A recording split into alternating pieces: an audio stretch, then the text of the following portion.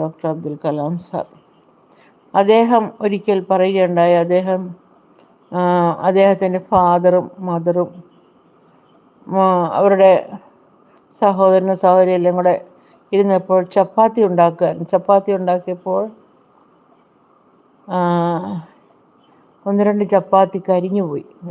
ചുട്ട വഴിക്കത് ശകലം ബേണായിപ്പോയി.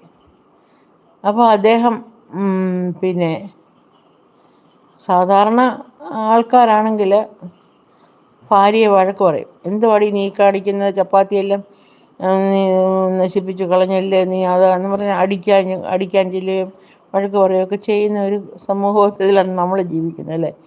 അപ്പോൾ ഈ അബ്ദുൽ കലാം സാറിൻ്റെ ഫാദർ ഈ നിന്നുകൊണ്ട് മക്കൾക്കൊക്കെ നല്ല ചപ്പാത്തി കൊടുത്തിട്ട് അദ്ദേഹം ആ കരിഞ്ഞ ചപ്പാത്തി തിന്നാൻ തുടങ്ങി. അപ്പോൾ ചോദിച്ചു, അപ്പ എന്തിനാ കരിഞ്ഞ ചപ്പാത്തി, നല്ല ചപ്പാത്തി തിന്നു? മോനെ, എനിക്ക് കരിഞ്ഞ ചപ്പാത്തിയാണ് ഇഷ്ടം എന്ന് പറഞ്ഞ് അദ്ദേഹം അത് കഴിച്ചു. അപ്പോൾ ഞാൻ പറയാണ്, അങ്ങനെ മഹാമനസ്കതയുള്ള ആൾക്കാരും ഉണ്ട്, അല്ലേ?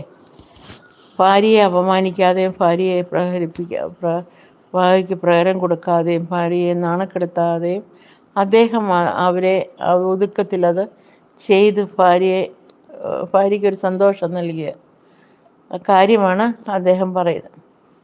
അപ്പോൾ അങ്ങനെയുള്ള നല്ല മനുഷ്യരും